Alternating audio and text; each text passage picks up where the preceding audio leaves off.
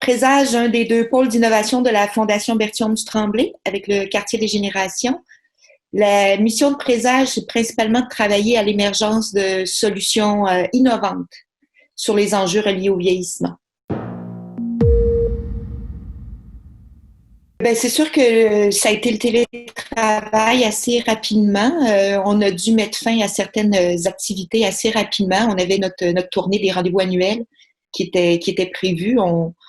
On s'en allait en tournée provinciale dans 11 régions pour des journées de formation et de ressourcement qui sont destinées aux bénévoles qui interviennent auprès des aînés. Donc, on a dû... je pense que dans un premier temps, on était assez optimiste pour juste dire on met ça sous la glace, mais là, c'est sûr que ça a été vraiment annulé. Après ça, ben, toute l'équipe, on s'est installé en télétravail. Je pense que ça a été notre premier réflexe.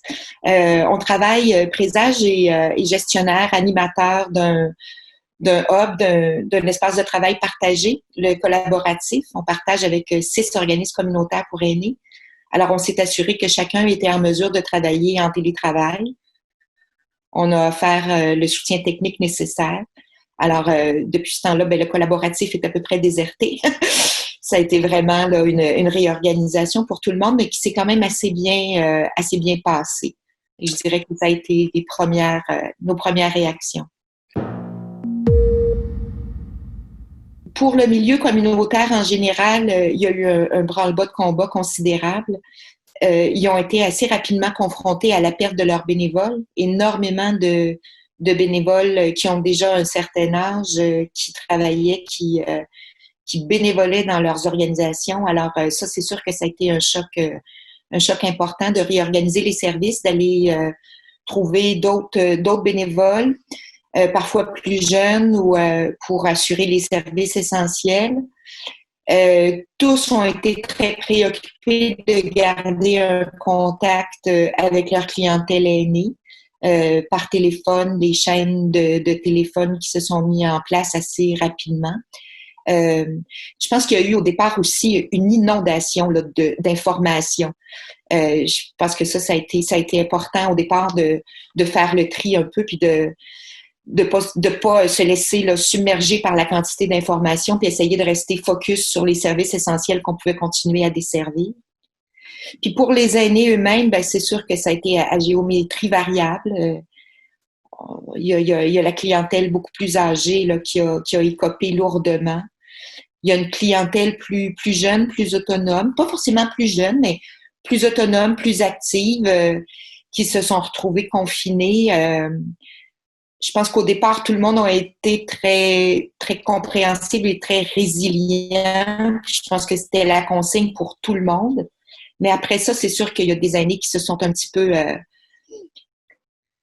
comment dire, qui ont grondé un peu. Là. C'était sûr que c'était difficile là, pour eux d'être confinés, d'être mis à l'écart. Beaucoup se sont sentis infantilisés par les consignes gouvernementales. Je pense que ça a été difficile là, pour certains de voir que les décisions étaient prises. C'est quand on est maître d'œuvre de sa vie, de ses journées, et puis que tout à coup on bascule dans la cohorte des plus vulnérables d'un coup là. Ça a été un choc pour plusieurs. Je dirais que depuis un certain temps, on les entend, on les lit dans les journaux, ces gens-là, qui ont beaucoup à dire, qui veulent retrouver leur statut de citoyen à part entière, je dirais. Alors ça, c'est sûr que ça a été des réactions qu'on a vues. Un grand désir de rester actif malgré le confinement. Je pense que ce sont des gens qui donnent beaucoup à leur entourage, à leur communauté, puis de se voir comme ça, privés, puis devenus comme... je pense ils ont senti qu'ils faisaient plus partie du problème que de la solution. Ça, c'est dur à prendre. très concrètement, au départ avec l'équipe, là, ce qui a été important, c'est de s'entendre comment fonctionner à distance. Fait qu'il y a eu le Zoom pour nos réunions d'équipe, il y a eu la plateforme Slack pour les échanges, puis continuer à travailler en équipe, en duo, puis de se nourrir mutuellement sur nos différents dossiers. Les courriels demeurent. Après ça, il y a les textos quand il y a des choses plus urgentes. Puis le téléphone aussi reste de la partie pour des échanges un à un. Ça a été quelle sorte de comment on travaille ensemble, là, comment on s'organise. Là, on est rendu très, très bon. Là, ça va bien. Je dirais que la plateforme Slack nous a aidé énormément parce qu'on est habitué de travailler avec beaucoup d'interactions au sein de l'équipe. Puis ça, on en était coupé là, avec la distance. Fait que ça a été une façon là, de se réorganiser à l'interne. C'est sûr qu'il y a des projets aussi comme notre projet Mur pour entreprendre où on avait une cohorte d'entrepreneurs sociaux qui sont des retraités, des gens, je dirais en moyenne peut-être 65 ans. On s'est retourné de bord et on leur a offert de poursuivre la formation, le coaching, mais de façon virtuelle. Ça a été un défi colossal. C'est vraiment, certains maîtrisent certaines technologies, d'autres très peu. Tous ne sont pas équipés de la même façon, mais on peut dire défi relevé. Vraiment, ces gens avaient une soif de rester actifs. Hein. Ils avaient mis en branle des projets qui leur tenaient à cœur. Alors, chacun a voulu continuer à se soutenir. L'esprit de la cohorte, l'esprit d'entraide de communauté était déjà fort, bien installé. Et puis, chacun a fait un pivot dans leur projet pour s'adapter à la situation. Chacun est resté très, très actif. Ça, je pense que ça a été un tour de force, mais on est très, très heureux d'avoir réussi à maintenir ces gens-là actifs puis engagés dans la mise en œuvre de leur projet. C'est sûr que la fracture numérique, là, ça a frappé fort. C'est vraiment, autant du point de vue de notre équipe, nous, on était bien, bien équipés, mais il y a des équipes qui étaient équipées de façon un petit peu...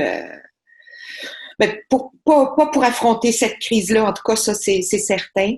C'est des défis majeurs. Ça nous dit qu'il faut aller développer des nouveaux partenariats avec des organisations qui sont plus en technologie.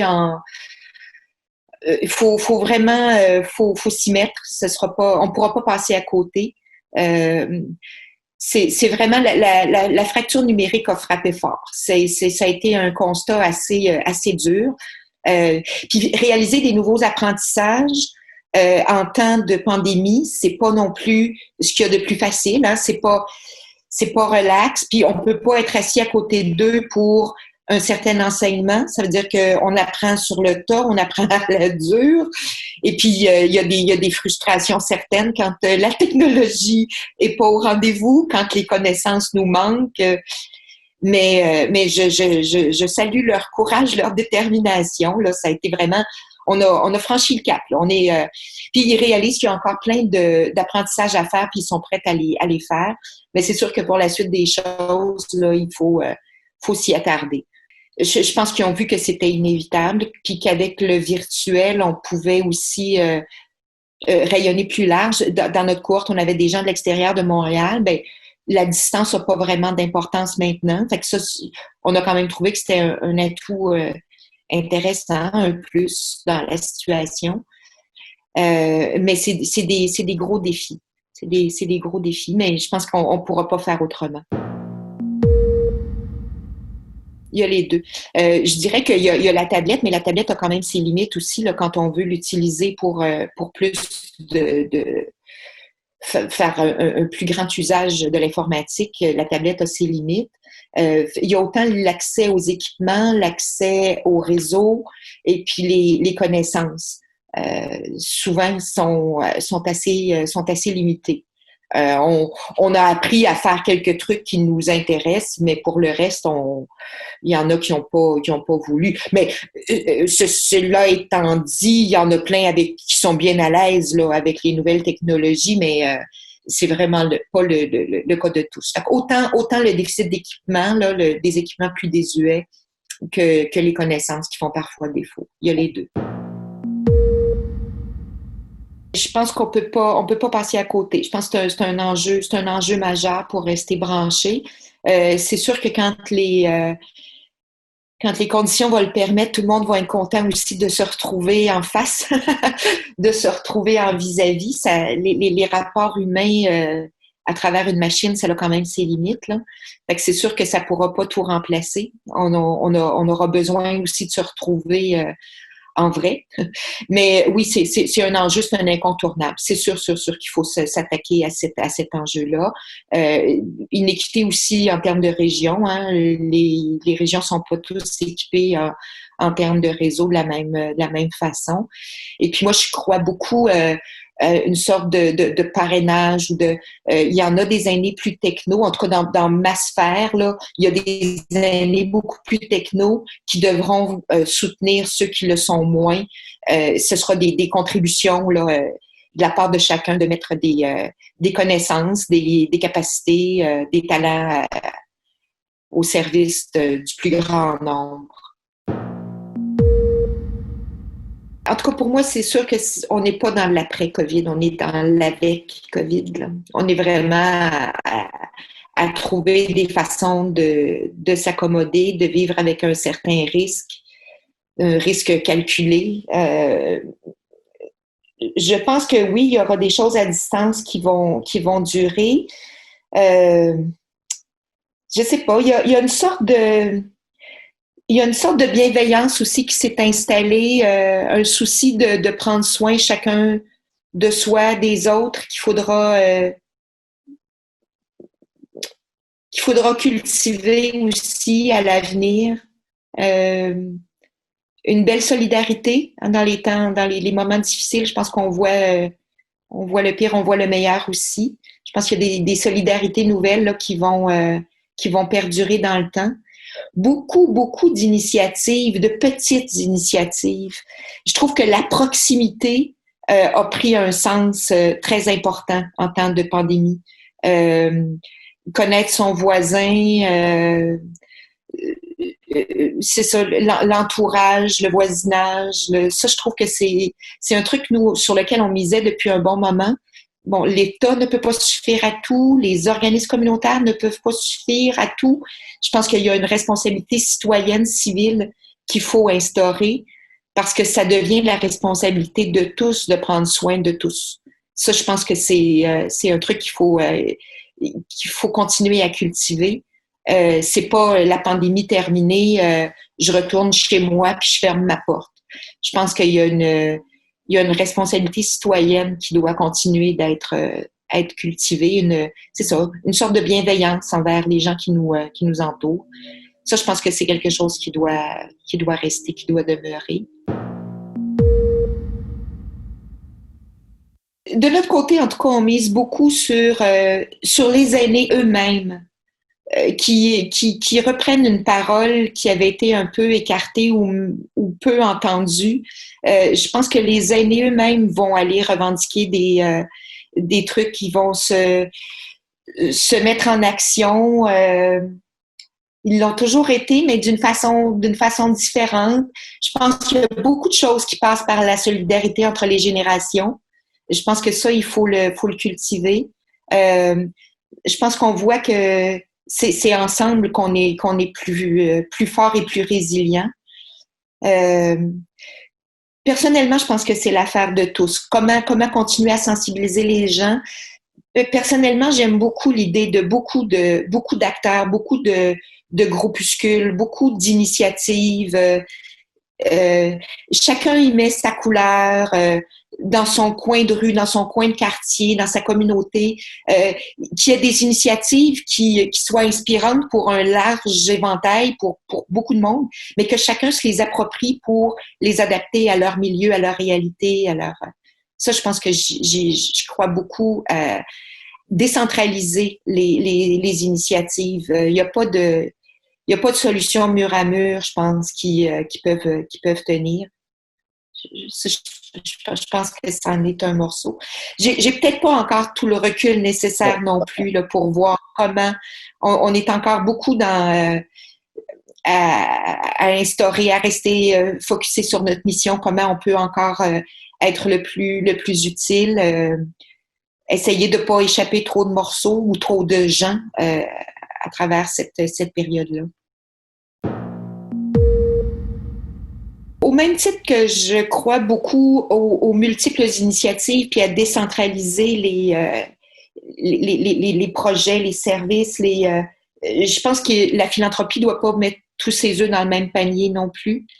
Je pense que c'est important de s'assurer que les gens mangent à leur faim. C'est important aussi de s'assurer que les gens gardent une certaine vivacité intellectuelle, soient nourris de d'autres façons que d'une façon alimentaire. Je pense que la prévention reste importante. Je pense que les aînés ont besoin d'être actifs, d'être engagés dans leur communauté. Ils ont besoin de se sentir utiles. La prévention me paraît aussi très importante. Si on va seulement aux urgences, on oublie une part importante du bien-être de nos populations. C'est sûr que c'est important de s'assurer que tout le monde mange en temps de crise, mais il n'y a pas que ça. Et je pense que c'est important que chacun reste assez fidèle à sa mission. Il y a des organisations qui ont différents intérêts, différentes missions, que ce soit la santé mentale, les proches aidants, l'alimentation, de concerter les acteurs du milieu, les loisirs, la culture. Donc, il y a une multiplicité de missions, puis on doit garder ça parce que les besoins, ils sont divers. Hein? Les aînés, ils sont diversifiés, ils sont multiples, alors qu'on a tenté de toutes les mettre dans le même panier de la vulnérabilité. Ben, les solutions aussi, ils sont multiples, ils sont diverses. En temps de crise, je pense que c'est encore plus tentant d'aller vers tous l'urgence, mais il y en a plusieurs niveaux d'urgence. Je pense qu'il y a beaucoup d'actions qui sont importantes. Donc, pas mettre tous nos œufs dans le même panier, puis s'assurer d'une diversité d'actions pour répondre à une diversité de besoins. Je pense que ça, c'est important. Il faut se le rappeler. La fracture numérique, ben, c'est sûr qu'une deuxième vague arrive, on n'aura pas solutionné grand-chose entre-temps. Ça fait mal. Ça, c'est difficile. Quoiqu'il y a eu des initiatives quand même intéressantes, puis il y a quand même un peu plus de tablettes, d'ordinateurs et tout qui ont circulé dans différents milieux. Je pense que ça, c'est un plus. Les écoles se sont assurées qu'il y ait plus de jeunes qui aient leur propre ordinateur ou je pense que c'est important aussi pour les aînés. Puis de penser que les aînés ils font partie de la solution. Ils sont c'est ça. Ils font partie de la solution. Ils ont un gros morceau de réponse entre les mains. Il faut leur donner les moyens de mettre ça de l'avant, leurs propres initiatives. Ils sont bien au fait de ce dont ils ont besoin. Puis de les mailler pour que les forces de chacun puissent être bénéfiques pour le bien commun. Je pense et j'espère que ça va changer le regard des autres générations sur eux. Ça, je le crois. Le travail n'est pas fini, mais je pense qu'il y a quand même des choses intéressantes qui sont entamées. C'est sûr que moi, à l'heure actuelle, il me manque ces données-là. Prochainement, là, on va retourner en sondage, en consultation auprès des bénévoles. C'est autour de 1000 bénévoles qu'on rejoignait annuellement là. Pour nos journées de formation et de ressourcement, on a besoin de se rebrancher à eux, comment ils voient leur rôle maintenant. Ça, c'est un travail qu'on va faire. Les échos que j'en ai ou via le programme de Mur pour entreprendre, ils ont soif d'engagement. Ils ont soif d'engagement. Ils veulent participer au bien commun. Ils veulent participer au mieux-être de d'autres aînés. Ils veulent s'assurer que leur vieillissement soit plus épanouissant que ce qu'on peut entrevoir à l'heure actuelle. Ils ont une soif des autres générations aussi, des autres causes. L'environnement, l'intergénération, c'est des causes qui leur tiennent à cœur. Ils veulent pas non plus, je pense, que le focus soit mis seulement sur la situation des aînés.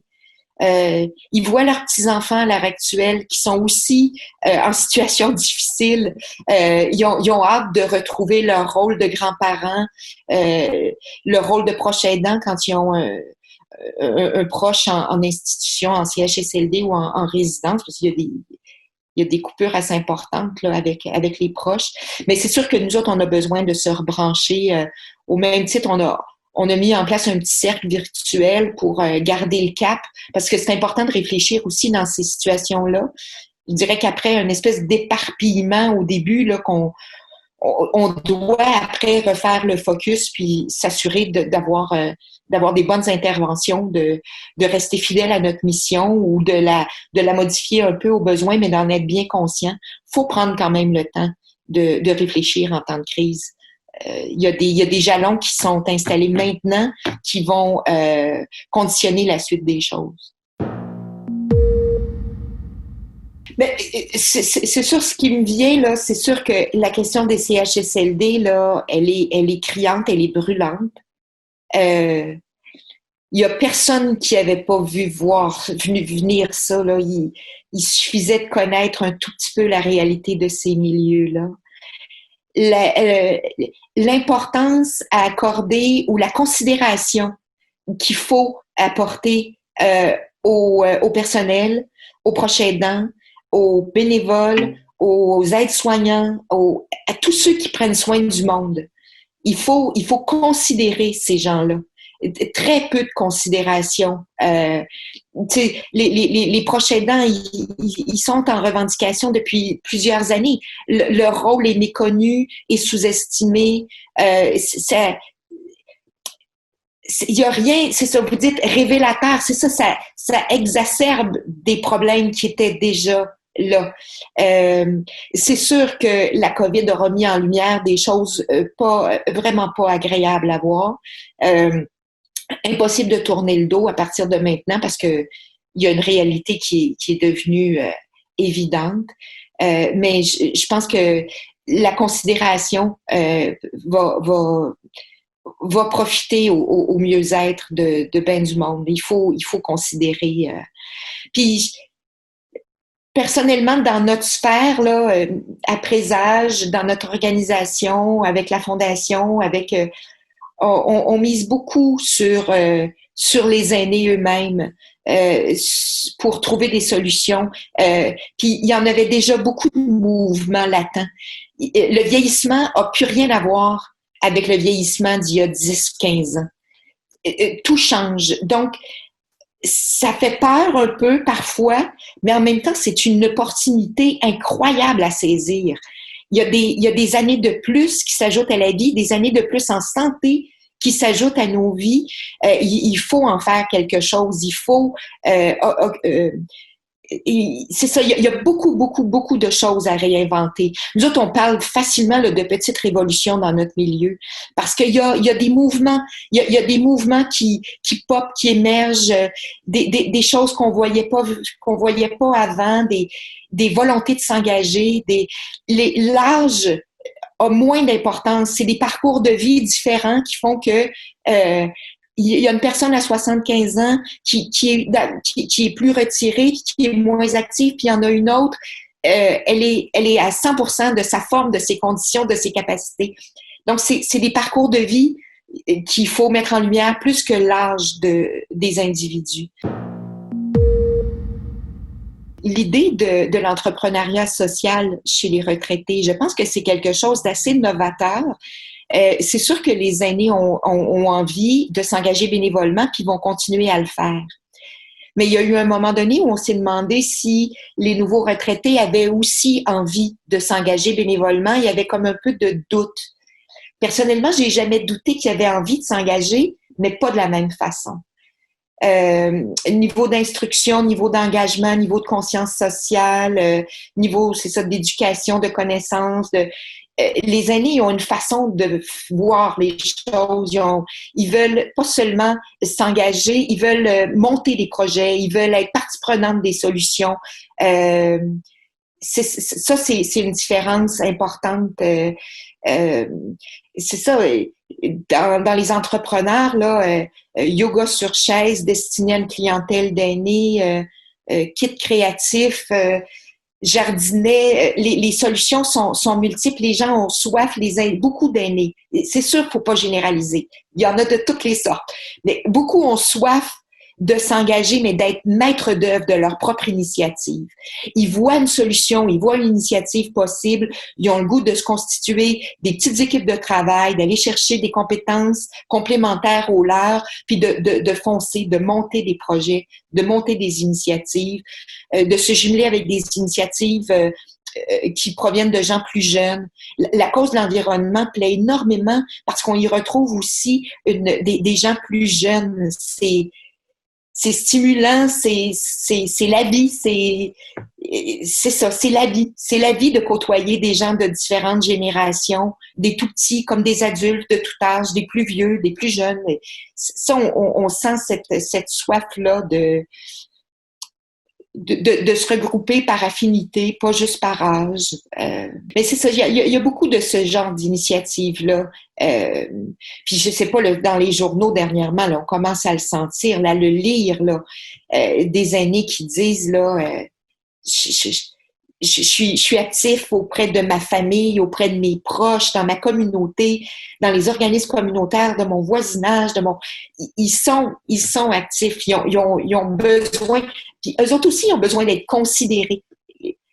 Considérer les actions humaines. Je pense que c'est quelque chose d'important. On va lancer le hashtag mûr et inspirante. C'est de dire qu'il y a des personnes d'âge mûr qui ont des initiatives inspirantes à petite échelle comme à plus grande échelle. Il faut mettre ça en valeur. Je pense qu'il faut continuer à se rappeler qu'on n'est pas dans une période de normalité, que c'est pas évident qu'on redevienne dans une période de normalité. Je pense beaucoup aux équipes de travail, aux organismes communautaires qui se démènent, puis à tous les autres aussi qui travaillent fort pour venir en aide, pour soutenir, je pense que c'est important de penser à soi aussi. Il faut continuer à se dire qu'on ne travaille pas dans des contextes dits normaux. Faut continuer de prendre soin de soi. Puis il ne faut pas faire comme si de rien n'était. Je pense qu'il faut continuer à... Moi, je me fais un devoir de commencer toute réunion en demandant aux gens s'ils vont bien. C'est une bienveillance qu'il faut instaurer, que ce soit dans notre milieu de travail, comme dans notre milieu d'engagement, comme dans notre vie personnelle. La détresse des individus n'est pas toujours visible, mais je pense qu'il faut prendre soin chacun de notre entourage. Puis, en tout cas, de notre côté, on se fait un devoir de commencer toujours en se demandant est-ce que vous allez bien? Est-ce que ça se passe plutôt bien pour vous? C'est ça, il faut prendre soin de nous autres. C'était évident dès les premiers jours qu'on s'engageait pas pour un sprint, tant que c'est un marathon, notre affaire. Fait que pour continuer à travailler, c'est ça, dans la joie, la gaieté autant que possible, avec lucidité, bienveillance. C'était nos recommandations de notre cocktail de survie en temps de pandémie. Lucidité, gaieté, bienveillance, je pense que c'est des mots d'ordre, puis faut pas lâcher.